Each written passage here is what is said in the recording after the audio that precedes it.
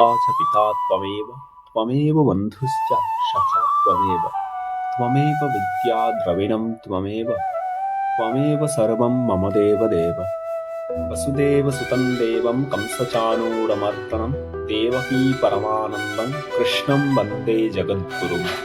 গীতার তাৎপর্য।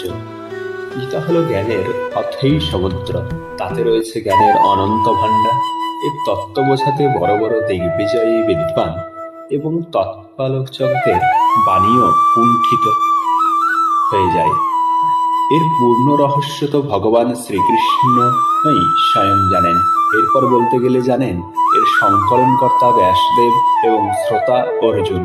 এই অগাধ রহস্যময়ী গীতার অভিপ্রায় এবং মহত্ব বোঝানো আমার মতো মানুষের পক্ষে ঠিক তেমনই কঠিন যেমন এক সাধারণ পাখির অনন্ত আকাশের সীমানা সন্ধানের প্রয়াস করা। গীতা অনন্ত ভাবের অথৈ সমুদ্র। রত্নাকরের গভীরে ডুব দিলে যেমন রত্নের প্রাপ্তি হয়, তেমনি এই গীতারূপ সাগরের গভীরে ডুব দিলে জিজ্ঞাসুদের নিত্য নতুন ভাবরত্ন রাশির উপলব্ধি হয়। কিন্তু আকাশে গরুর ওড়েন, আবার সাধারণ মশা ওড়ে। এইভাবেই সবাই নিজ নিজ ভাব অনুসারে কিছু কিছু অনুভব করে থাকেন। অতএব গভীরভাবে চিন্তা করলে দেখলে স্পষ্ট মনে হয় যে গীতার মুখ্য তাৎপর্য হল অনাদিকাল হতে অজ্ঞানবশত সংসার সমুদ্রে আবদ্ধ হয়ে থাকা জীবকে পরমাত্মার প্রাপ্তি করানো, এবং তার জন্য গীতা এমন পথের সন্ধান দিয়েছেন যাতে মানুষ নিজেদের সাংসারিক কর্তব্যকর্ম ভালোভাবে সম্পাদনের দ্বারাই পরমাত্মাকে লাভ করতে পারে। ব্যবহারিক জীবনে পরমার্থ প্রয়োগের এই অনুপম যুক্তি গীতাতে বলা হয়েছে, আর তাতে অধিকারী ভেদে ঈশ্বর লাভের জন্য দুটি নিষ্ঠার প্রতিপাদন করা হয়েছে। এই নিষ্ঠা দুটির নাম হল জ্ঞাননিষ্ঠা অর্থাৎ সাংখ্যযোগ এবং যোগনিষ্ঠা অর্থাৎ কর্মযোগ।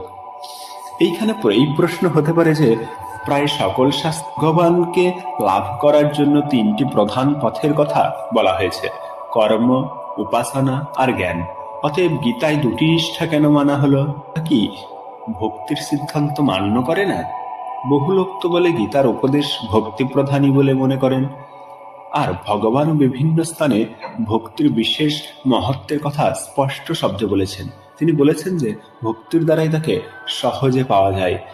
এর উত্তর হলো, শাস্ত্রে কর্ম আর জ্ঞানের অতিরিক্ত যে উপাসনার প্রকরণ এসেছে, সেই উপাসনা এই দুই নিষ্ঠারই অন্তর্গত। যখন নিজেকে আমার সঙ্গে অভিন্ন মনে করে উপাসনা করা হয় তখন তা সাংখ্যনিষ্ঠার অন্তর্গত হয়, আর যখন ভেদ দৃষ্টিতে উপাসনা করা হয় তখন তা যোগনিষ্ঠার অন্তর্গত হয়।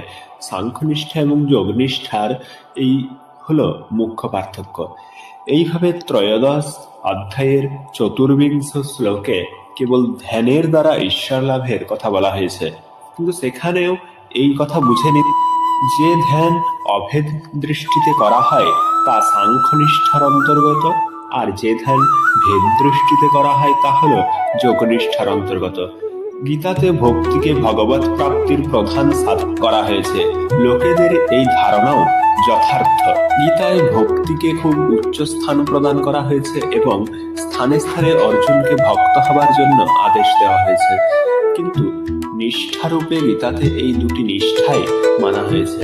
এর মধ্যে ভক্তি হলো যোগনিষ্ঠার অন্তর্গত, কেননা ভক্তিতে রয়েছে দ্বৈত ভাব। তাই এরূপ মানা যুক্তি বিরুদ্ধও নয়।